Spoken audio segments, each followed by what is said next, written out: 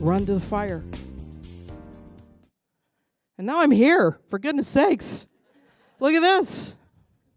I'm here in Arizona, where we face more challenges than almost any other state in the country.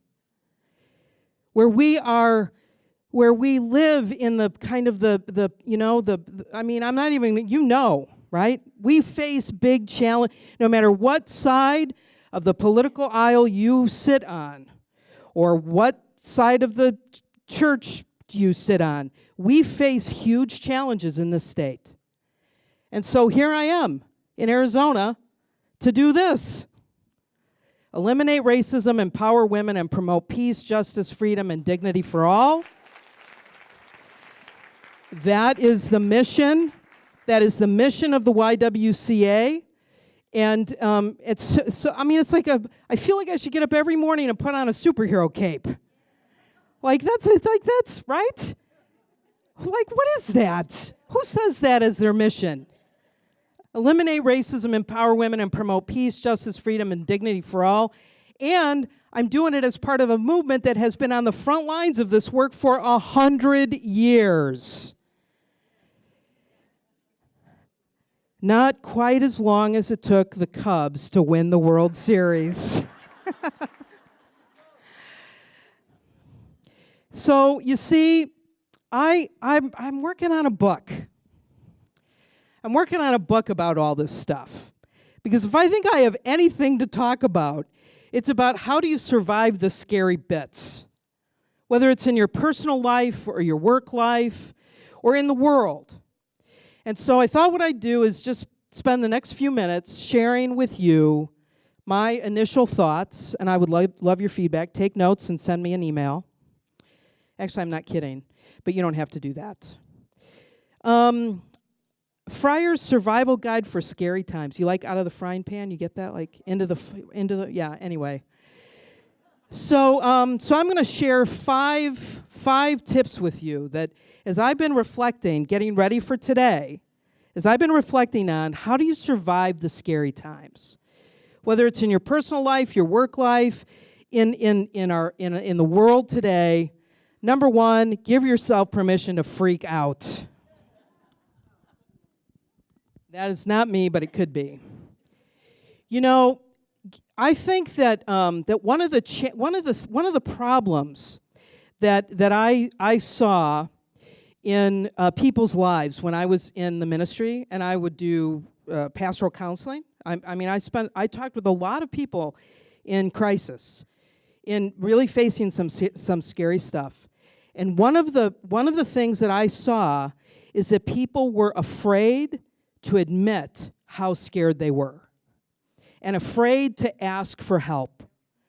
People suffered in silence as loved ones dealt with cancer in the aftermath of the death of somebody they loved. I worked with a professor at Luther Seminary, where I was on the faculty for several years.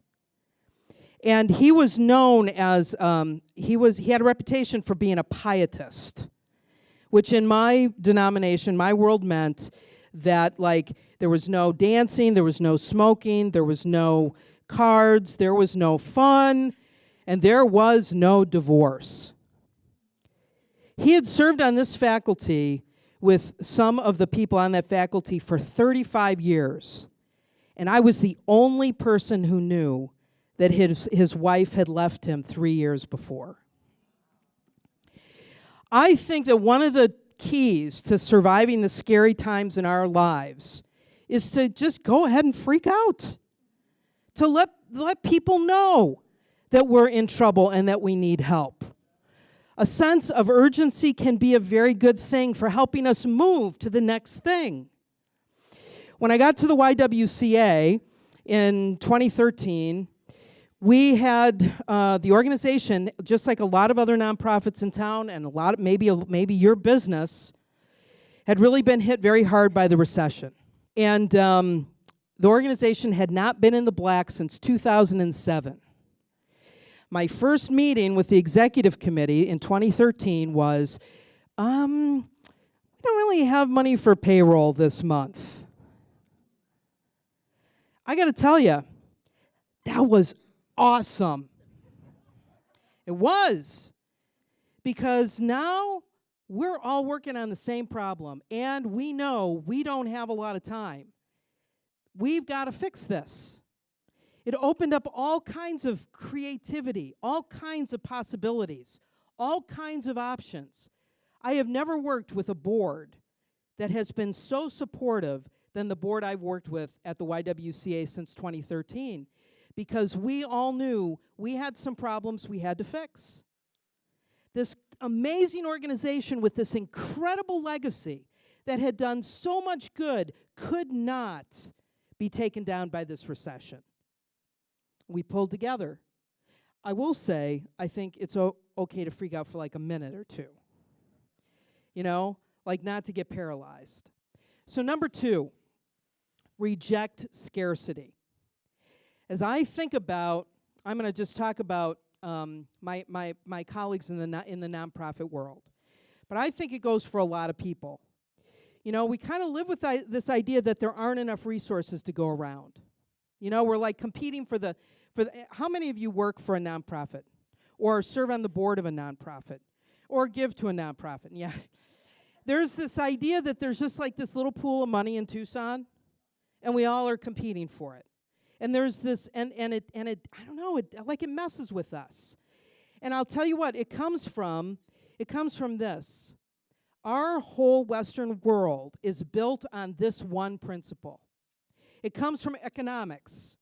My son took economics in high school. He brought his notes home. I was really interested. This was the first sentence in his notes from his economics class.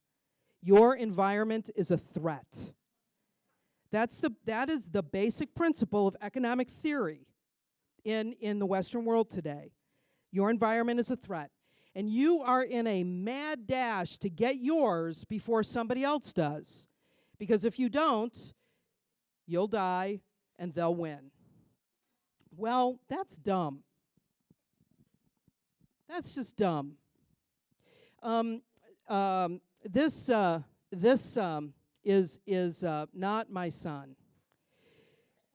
But, I mean, neither of them. Come on. But when my son was that age, he played Little League baseball, and I was the pastor of a congregation. Now, all my colleague friends and all the members of my congregation, as we would look out and say, "Man, I wish there were more people sitting here on Sunday morning." Who do you think we all thought our number one enemy was? Sports. Little League sports, baseball, football, because on Sunday morning there'd be practice, and we'd all grouse about it. Well, you know, my son, Ethan, who is now like a really wonderful young man, he's an aerospace engineer, like totally in control of everything. But when he was that age, he was kind of, I don't know, he was wacky. From the time he was little, he had all this energy, all this passion inside of him, and he didn't know what to do with it. And so he would have these crazy, massive tantrums. He would just scream. When he was little enough, I would have to literally pick him up, put him over my shoulder, and take him out of the space. How many of you ever had a kid like that? Well, I'm glad you're clapping for him or her. Well, Coach Joe, his Little League coach, put him on the mound. Can you imagine? How could there be a more stressful position to be on a baseball field with everybody looking at you? He put him on the mound, and he kept him on his team for 4 years. And Coach Joe worked with Ethan, talked to him, coached him, helped him figure out little like tips and to like get himself under control. Ethan is the man he is today, in large part because of Coach Joe. Now, how stupid was I to think that was the enemy? But that's what happens when we have this idea that there are scarce resources. That's what happens when we operate from that place. I learned this, by the way, from Ethan, the scientist. That's a shark, and those are pilot fish. Pilot fish travel like that in a school alongside of sharks because the pilot fish eat the stuff off the shark's body, which keeps the shark healthy, and the shark never eats the pilot fish. Ethan came home and was telling me one day about evolution. You know, we think it's the survival of the fittest, which means it's like the bigger guy eats the little guy. Ethan's like, actually, Mom, that's not true.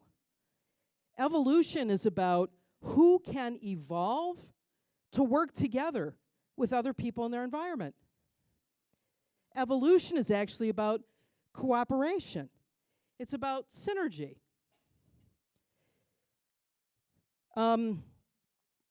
It is really a world of abundance if you're open to seeing it. No, not the wine. But that's my wife, Tana, who owns Blue, a wine and cheese stop, which started inside of Alfonso's olive oil. Can you imagine? 2 businesses in the same space, sharing resources and customers. That's how she got started.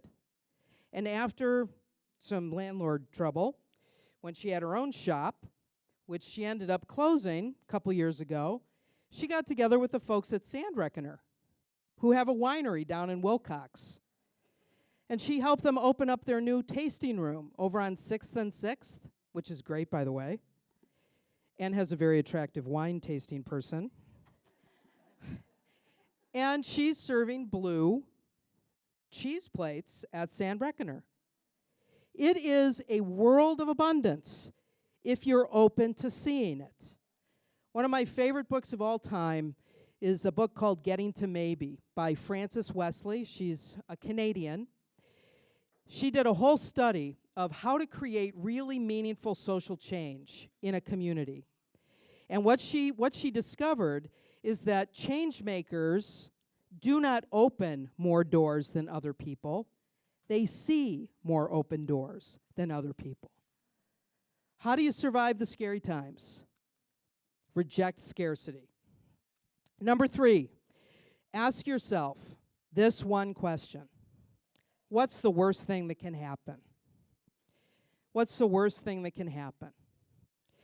And if you can answer that question, and you can face it, and you can say, yep, I could survive that, the fear begins to go away.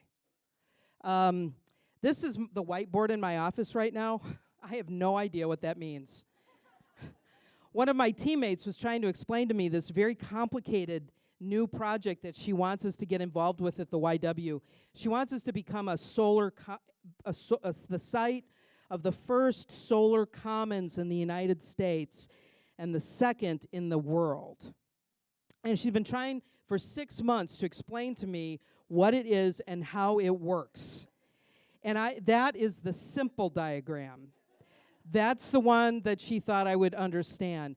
Well, she took this idea to one of the committees that we have at the YW that helps us vet and start new business enterprises. And so she presented it to this group of like super smart business women and women in finance and banking and entrepreneurs that help us decide what programs to start at the YWCA these days. And she's explaining this to them, and I'm like, oh my God, I still don't understand what this is.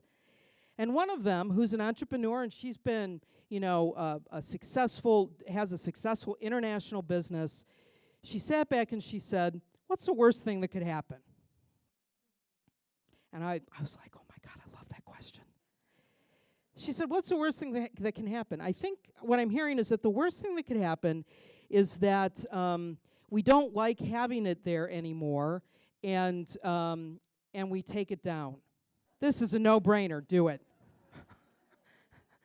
What's the worst thing that could happen? That's a good question. I am thankful. I am thankful for the scary times that I've been through in my personal and my professional life. That's a phoenix. that rises from the ashes. Be thankful for those scary times because they have proven to you that you can do it. Number 4, always hang out with people who are smarter than you are. My best friend is 85 years old, and I call him Yoda. I go to him with questions about work. I go to him when I'm feeling discouraged about what's happening in the world. I mean, he's actually lived most of American history. Who's your Yoda? Who do you go to for advice? Who's on your team? This is the whiteboard in our staff workroom. This is from our staff meeting this morning. We were making a list there on the right of all the things we love about the way we work together and how we function. And then all the stuff at the bottom is all the stuff that's going wrong. And yeah, I was sitting there. In fact, that's my handwriting. They are so honest. And together we work on the problems that we face. Who's on your team? Who keeps you grounded? Anybody love Lord of the Rings the way I do? This is a great quote. Frodo says, "I wish the ring had never come to me. I wish this scary moment had never happened." And Gandalf says, "Well, so does everybody, dude." But that's not for us to decide. All we have to decide is what to do with the time that is given to us. My wife Tana says to me, this is how she says it. She's not nearly as poetic. When I get really stressed out and I'm scared about the next thing, the next big scary thing that I have to do, she says to me, "Look, just keep your head down and do your job." Who keeps you grounded? Number 5, just keep going. So much of getting through the scary times is just getting up in the morning and taking one more step. Just keep going. That's Martin Luther King Jr., who spent quite a bit of time in jail during his work. And of course, this famous quote that we all know, that I think of often when it looks like everything really seems hopeless. I might not see it. I might not see that day when justice comes. But I trust that if I just keep going, my daughter Emma's coming after me. And then the next, and then the next, and justice will come. Everybody claims this as their own. Some say this is a Mexican saying. Some say it's a Greek saying. Some say it's an Irish saying. I don't believe that because I've been to Ireland and nothing grows there except moss. Love this saying. This is the vision of the YWCA Southern Arizona. We asked ourselves the question, as we celebrate our 100-year anniversary this year, we asked ourselves, actually over a period of 9 months, the board and the staff together, as we look out 100 years from today, what do we want the people then to look back at us today and say, thanks to them, everybody thrives. Everybody. Everybody. Whatever you look like, wherever you came from, whoever you love, everybody in Arizona thrives. That's our vision. Everything that we do today as a YWCA in Southern Arizona is aimed at that vision. And these are our values. Change is inevitable. Your struggle is my struggle. Everybody has a voice. We take action. But my favorite one is, we do not quit. Just keep going. So, what next, Friar? What's the next fire? This is what we're up to at the YW. I so appreciate that we're about to sing happy birthday, I think, to the YWCA. This is what we're up to. I'm sure you're curious, those of you who are still awake. We have 3 strategic goals, and we've created 3 action centers to pursue those. Through our Women's Center for Economic Opportunity, we are equipping women to take charge. We do workforce development and professional leadership development, and we make sure that women have the tools they need to succeed financially. So we have your Sister's Closet, which makes sure that women have professional clothes to wear. We'll take yours right off your body tonight if you'd like to leave them with me. And Project Period, which makes sure that no woman or girl in this community has to miss work or school because she can't afford supplies to manage her menstrual period every month. Secondly, our Microbusiness Advancement Center is driving economic development on the south side of Tucson and southern Arizona in a way that benefits everybody. So our Women's Business Center offers business training and counseling, one-on-one counseling to entrepreneurs. We helped 1,200 entrepreneurs last year start or grow a small business.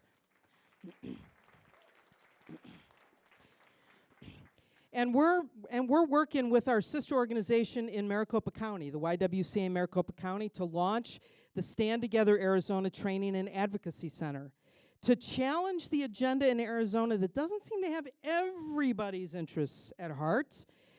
We're doing civic and corporate leadership training. If you would like us to come in and do inclusion training for your business, we have a great program to come in and help folks in your business learn how to work in a way that really values everybody who sits around the table. We're doing voter education and engagement and public policy advocacy and supporting all those grassroots activists across the state of Arizona that really want to create an Arizona that works for everybody. How can you get involved? I'm so glad you asked. Please go to our website. And I'm sorry it's not yet mobile friendly, but you can still find your way around. And sign up. If you go to the website, right, there's big buttons on the left-hand side, and you can sign up to get our newsletter so that you can find out what's going on. On the registration table as you leave, I hope that you will pick up an invitation to our 100th anniversary lunch, which will be held at the Tucson Convention Center on May 4th. This is going to be the opposite of any nonprofit lunch you've ever been to because there will be very few talking heads, and there will be choirs and dance and spoken word and film, and we're going to tell the story of what women in this community have been doing for 100 years to move closer and closer towards that vision of an Arizona where everybody thrives. Thank you so much. This has not been the scariest thing I've ever done, but it's close. Thank you very much for having me.